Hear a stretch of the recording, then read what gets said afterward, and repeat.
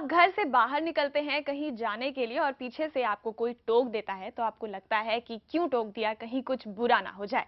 या फिर आप सड़क पर चल रहे हैं और बिल्ली आपका रास्ता काट गई तो आप थोड़ी देर के लिए रुक जाते हैं कि आगे चलकर किसी परेशानी से दो चार ना होना पड़े। वैसे लोग कहते हैं कि ये सब अंधविश्वास है, सुनी सुनाई बातें हैं, क्योंकि जो होना होता है वो जरूर होता है।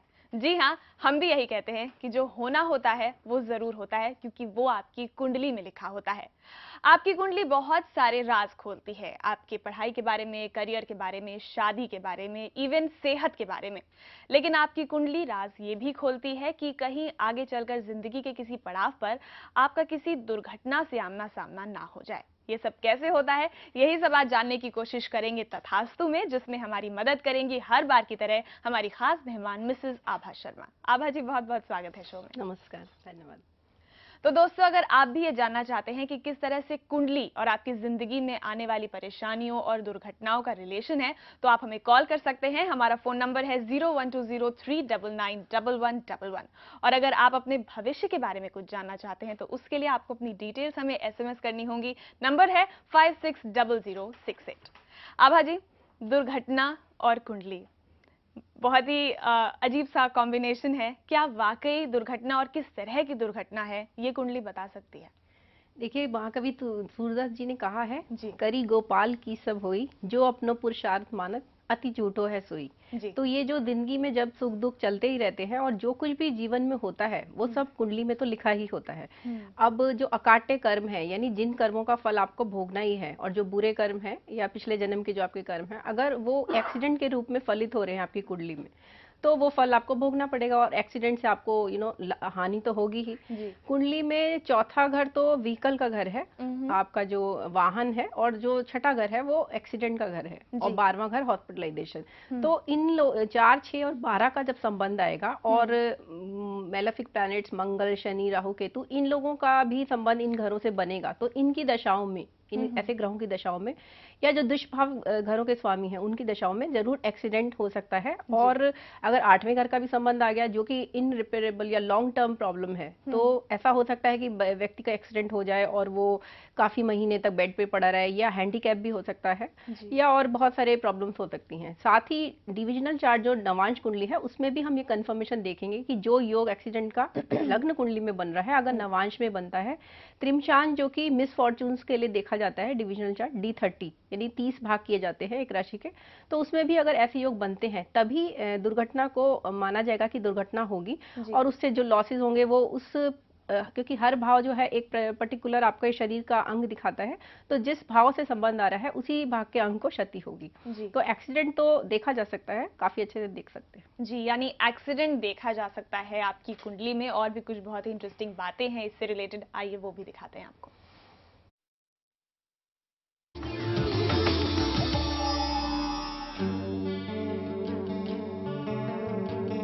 आवाजाही से भरी जिंदगी, दोस्त परिवार और फिर उनकी खुशियों से भरी मुस्कुराहट और जिंदगी, इन सब के बीच जब किसी वजह से दुर्घटना होती है तब बड़ा अफसोस और गुस्सा भी आता है कि आखिर क्यों।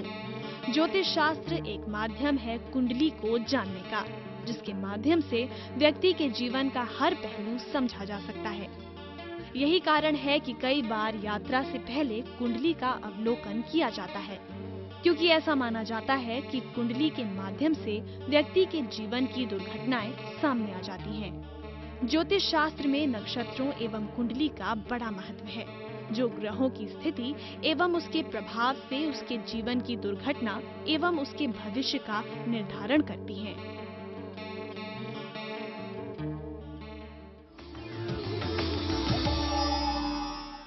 यानी आपकी कुंडली आपके भविष्य से जुड़े बहुत सारे सवालों के जवाब तो देती ही है, और ये भी बताती है कि अगर जिंदगी में खुदा न खास्ता कभी कोई दुर्घटना होनी है, आपके साथ कोई ऐसी सीरियस परेशानी आनी है, तो वो भी आपकी कुंडली बता देती है। फिलहाल पहले कॉलर हमारे साथ जुड़ गए हैं रामविलास जी दिल्ली से। Hello Ramvilas ji, good morning.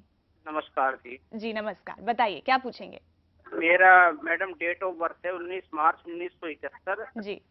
और मैं आवाजी से पूछना चाहता हूँ कि मैं आगे जाके कुछ अपना बिजनेस वगैरह कर सकता है या नहीं, मेरे पे कौन सी दशाएं ग्रह चल रहे हैं। जी। का क्या निवारण है? रामविलास जी, आपका जो सवाल है वो भी और अपनी जो डिटेल्स हैं उन्हें आप हमें एसएमएस कर दीजिए, ताकि आभा जी आपकी कुंडली अच्छे से बनाएंगी, उसके बाद आपके सवाल का जवाब हम आप तक पहुंचा पाएंगे। 1 हफ्ते का समय दीजिए हमें। एसएमएस नंबर है 560068, इस पर आप अपनी डिटेल्स हमें एसएमएस कर सकते हैं। उसके बाद आपके सवाल का जवाब आप तक जरूर पहुंचेगा। आभा जी, अपनी बातचीत को आगे बढ़ाते हैं। जैसे कि आपने कहा कि एक्सीडेंट या कभी भी कोई भी ऐसी दुर्घटना जिंदगी में जो भी होती है, ये कुंडली बता देती है। इससे उस इंसान को क्या फायदा होगा? मुझे ऐसा लगता है कि डर भी तो लगेगा कि किस तरह से कभी परेशानी आ जाए। मान लीजिए कुछ रोड एक्सीडेंट का है, तो कभी सड़क पे निकलते हुए ही इंसान डरने लगे।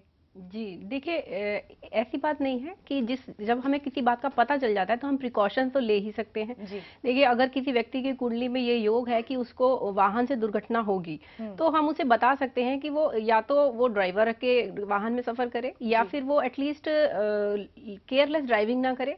At least he can be cautious.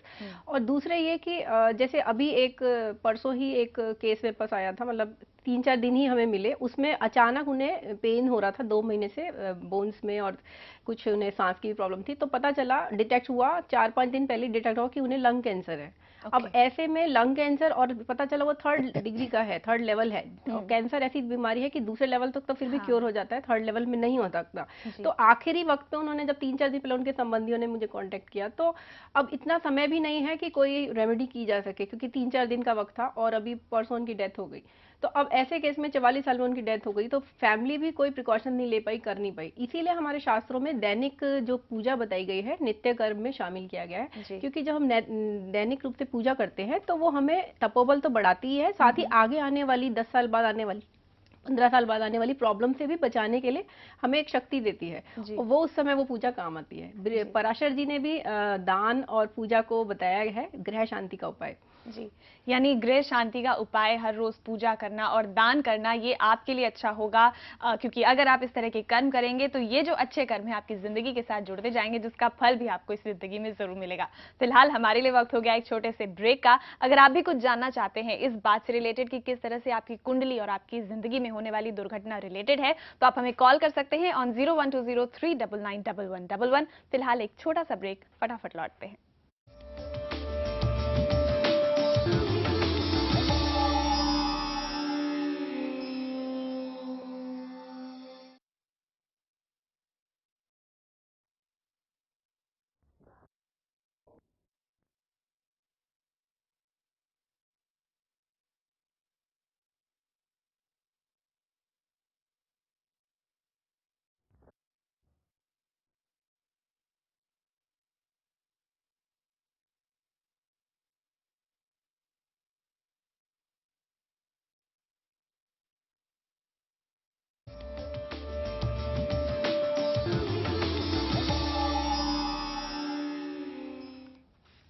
दोस्तों, दुर्घटनाएं ऐसी होती है जो आपकी जिंदगी में कब आ जाएं पता नहीं चलता, अचानक से आ जाती हैं और हम उस बीच ऐसी परेशानी से घिर जाते हैं कि इससे बाहर निकलने का जो तरीका है वो भी हमें नहीं पता चल पाता। आज हम बात कर रहे हैं कि किस तरह से आपकी कुंडली बताती है कि आपकी जिंदगी के किस पड़ाव पर आप कभी किसी दुर्घटना से आपका आमना सामना हो सकता है। और अब बारी है आपको एक ऐसे बच्चे की कुंडली दिखाने की जिसकी कुंडली में एक बहुत बड़ी दुर्घटना लिखी हुई थी। आइए आभा जी से जानते हैं कि क्या कहती है उस बच्चे की कुंडली। देखिए, ये 21 जनवरी 2000 का बर्थ है इस बच्चे का, और 1756 और दिल्ली। ये छोटा सा बच्चा 2007 नवंबर की बात है, 7 साल का बच्चा, ये जनरेटर रूम में खेलता हुआ चला गया एक छोटे से पपी को पकड़ने के लिए, और जनरेटर का रूम खुला हुआ था दरवाजा, बच्चे खेलते हैं जैसे नीचे कंपाउंड में, तो वहां पे इसे इलेक्ट्रिसिटी का बहुत तगड़ा शॉक लगा, और जिससे कि ये ना केवल इसको सर्जरी करानी पड़ी बल्कि इसका एक हाथ भी कट गया। बिकॉज ये कुंडली में, अब इनकी हम कुंडली देखेंगे तो कर्क लगन की कुंडली है, और राहु जो लग्नेश है लगन में बैठे हैं, लेकिन राहु केतु एक्सिस पे है। साथ ही मंगल इनकी कुंडली में अष्टम भाव में बैठे हैं। जब ऐसा प्रॉमिस आ जाता है तो इसका मतलब कोई बड़ा सीरियस दुर्घटना भी हो सकती है। लग्न पीड़ित है, लग्नेश पीड़ित है। नवांश में अगर हम जाते हैं कुंडली में, तो उसमें भी इनके केंद्रों में सारे मेलेफिक प्लैनेट सूर्य, मंगल, राहु केतु आ गए हैं। और मरकरी बुध में बुध की ही प्रत्यंता दशा थी जब ये एक्सीडेंट हुआ। अब इनकी कुंडली में जब ये दिखा, और ये अब बच्चे की कुंडली पहले तो दिखाई नहीं थी, जब ये एक्सीडेंट हो गया इसके बाद ही हमारे पास कुंडली आई, तो ये देखने पे हमें दिख रहा था कि अब ये बच्चे को हैंडीकैप तो हो जाएगा, हाथ तो कट ही जाएगा। तो बोला गया, मृत्युंजय मंत्र भी किया गया, लेकिन कितने दिन वो कर पाए वो जॉब। और फिर ये इनको ऑपरेशन हुआ 31 दिसंबर 2007 में ही, और उसमें इनको अब प्लास्टिक जो आर्टिफिशियल लिम्ब होता है वो लगा दिया गया है। तो ये कुंडली में दिख रहा है, इसमें त्रिमशांश जो डिविजनल चार्ट है उसमें भी ये दिख रहा था। और ये बहुत ही दुख की बात थी कि हम कुछ भी नहीं कर पाए, क्योंकि जो अकाट्य कर्म है वो कभी कभी हम उसका फल तो हमें भोगना ही पड़ता है। इसीलिए पूजा और नित्य पूजा प्रार्थना बताई गई है। लेकिन ऐसे भी कई केसेस हैं, मतलब हमारे पास ऐसे बहुत सारे हॉरोस्कोप है जहाँ पे ऐसे ऐसे ऑपरेशन, जहाँ डॉक्टर ने कह दिया कि 3rd-2nd लेवल का कैंसर है, ऑपरेशन से नहीं होगा ठीक, वो बिल्कुल ठीक हो गए। यानी अगर समय पे बात वही है कि अगर ठीक होना है, अगर कुंडली में लिखा है तो वो ठीक हो जाएंगे, लेकिन अगर इस परेशानी को नहीं डाल सकते तो वो परेशानी आएगी ही आएगी। आभा जी, फिलहाल एक कॉलर हमारे साथ जुड़ गई हैं, आइए देखते हैं कि उनकी क्या परेशानी है। Hello Indu ji, good morning. Good morning ma'am, मैं जानना चाहती हूँ जी, मेरे हस्बैंड का नाम है मनु प्रताप सिंह जी, उनका डेट ऑफ बर्थ है 14 अक्टूबर 1982 जी, टाइम है 8:45 AM दिल्ली।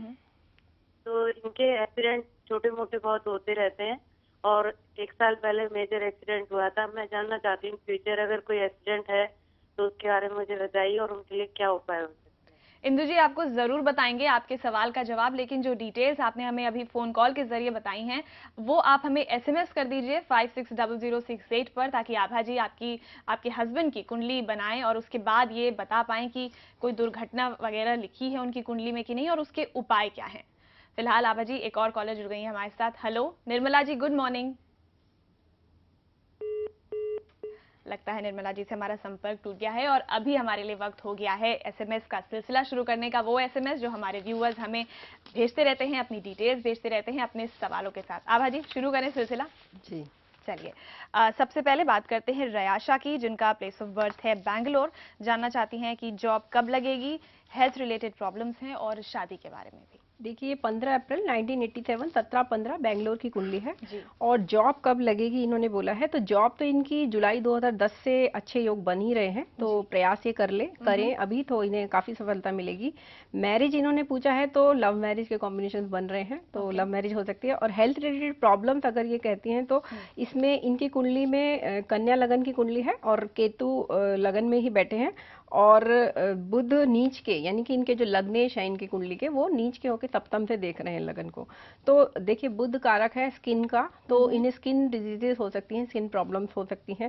साथ ही राहु केतु एक्सिस होने के कारण, और मंगल जो है इनके 9वें भाव में है और शनि को देख रहे हैं, शनि वक्री होके तीसरे घर में बैठे हैं, तो इनको ब्लड रिलेटेड इन्फेक्शन भी हो सकते हैं और फीवर्स हो सकते हैं। और बिकॉज लगन पीड़ित हो रहा है तो हेडेक्स वगैरह भी हो सकती हैं, क्योंकि लगन आपका हेड को शो करता है, तो इनसे इन्हें थोड़ा ध्यान रखना चाहिए अपना इन चीजों जी। तो रयाशा, आपकी शादी तो लव मैरिज दिखा रही है आपकी कुंडली, लेकिन आपको सेहत से रिलेटेड कुछ प्रॉब्लम्स हैं, स्किन से रिलेटेड, हेडेक से रिलेटेड, तो अपना ख्याल रखिएगा जरूर।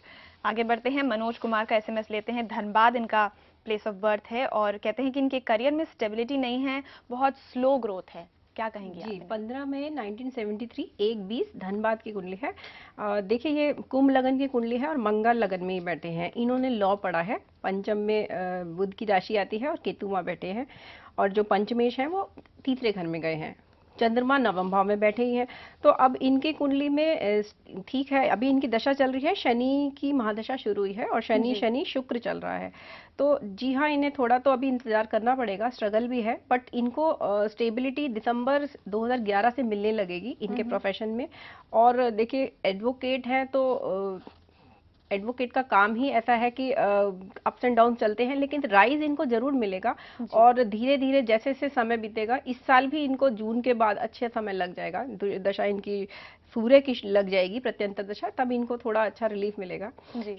सूर्य शनि और शुक्र की युति हो रही है 4थे घर में, तो सुख तो है, शुक्र क्योंकि इनके सैंडविच है सूर्य और शनि के बीच, इसीलिए ये दशा जो अभी की है, अभी का प्रत्यंतर जो चल रहा है वो थोड़ा प्रॉब्लम कर रहा है ना, लेकिन ये नित्य विष्णु सहस्त्रनाम नारायण कवच करें, इन्हें जरूर सफलता मिलेगी।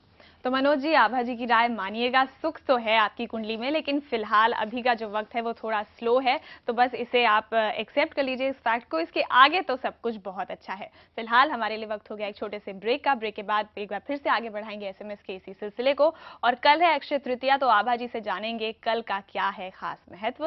लौटते हैं इस छोटे से ब्रेक के बाद।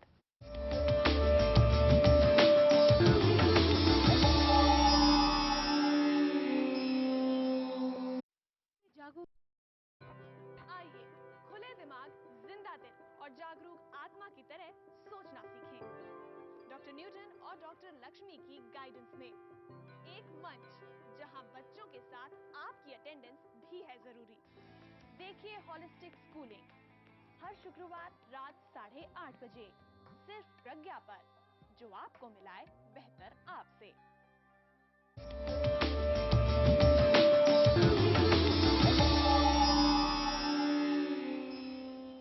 तथास्तु देख रहे हैं आप, और एक बार फिर से आगे बढ़ाते हैं एसएमएस का सिलसिला, वो एसएमएस जो आप इस पूरे हफ्ते हमें भेजते रहते हैं, और आभा जी आपकी कुंडली के साथ तैयार हैं।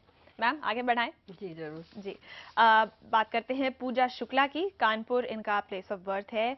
कहती हैं कि इनको जॉब कब मिलेगी, बिजनेस करेंगी या सर्विस करेंगी, कौन सी फील्ड इनके लिए अच्छी होगी? जी 24 अप्रैल 1979 शाम को 4 बजे कानपुर की कुंडली है। जी। कन्या लगन और कुंभ नवांश की कुंडली है।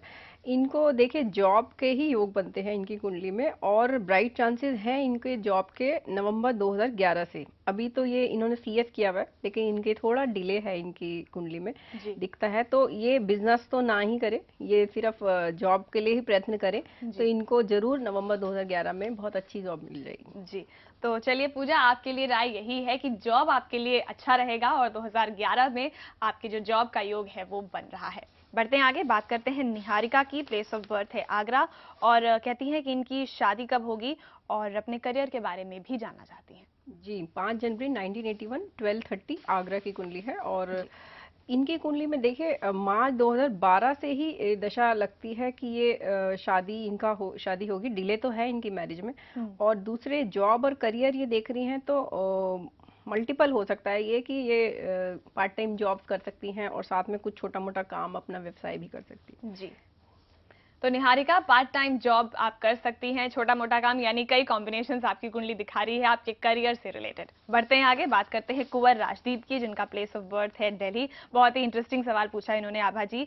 ये क्रिकेट खेलने के बहुत शौकीन हैं, और पूछते हैं कि क्रिकेट में करियर बनाया जा सकता है या नहीं, और अगर नहीं तो कौन सी फील्ड अच्छी होगी इनके लिए? जी देखिए 25 नवंबर 1994 रात को 11:36 दिल्ली की कुंडली है। इनकी कुंडली बहुत ही अच्छी कुंडली है, और इसमें बहुत ही अच्छे राजयोग, सुंदर राजयोग बन रहे हैं, और ये दिखता है कि इनकी रुचि क्रिकेट में या किसी भी स्पोर्ट्स में होगी।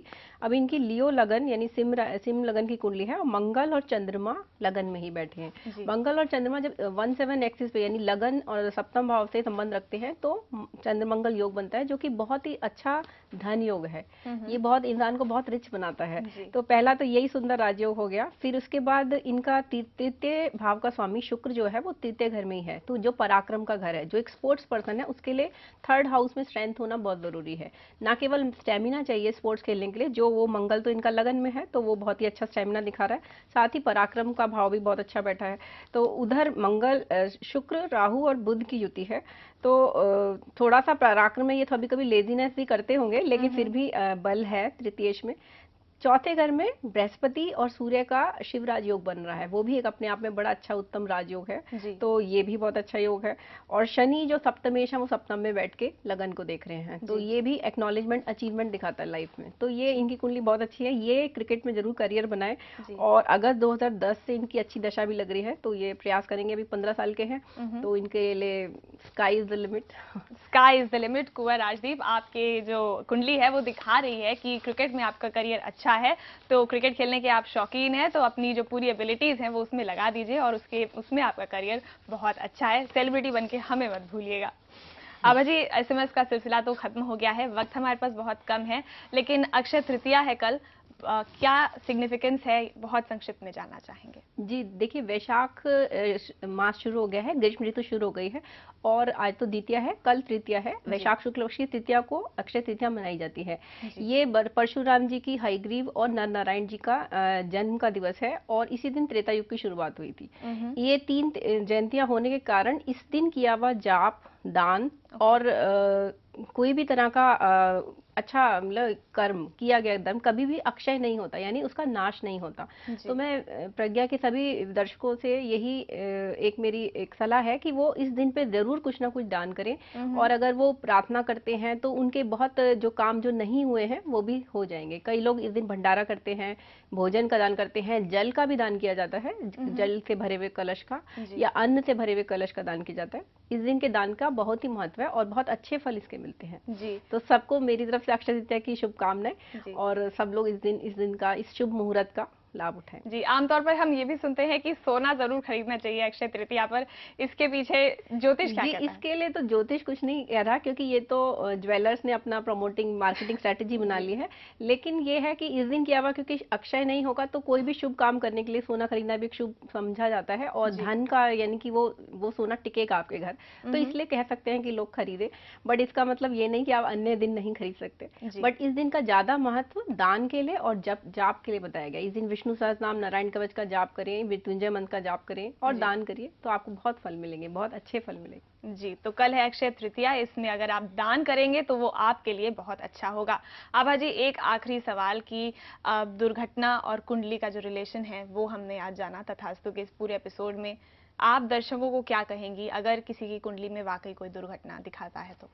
जी देखिए, दुर्घटना से डर के आप उसको टाल तो सकते नहीं हैं, लेकिन एटलीस्ट उससे लड़ तो सकते हैं। तो एक छोटा सा केस बताती हूँ कि एक पैरालिसिस हुआ एक लेडी को 37 साल की, और वो जब उन्होंने मेरे से पूछा तो मैंने उन्हें बोला, उनको डॉक्टर्स ने भी कहा साल सवा साल लग जाएगा और कई एस्ट्रोलॉजर्स ने भी बोला कि आपको बहुत समय लग जाएगा इसे लड़ने में, इसमें पूरी तरह ठीक होने में। तो मैंने उन्हें यही बोला कि अगर आप सच्चे मन से प्रार्थना करेंगे, अगर प्रतिदिन आप मृत्युंजय मंत्र जाप 108 बार करती हैं तो आप 4 से 5 महीने में भी ठीक हो सकती हैं।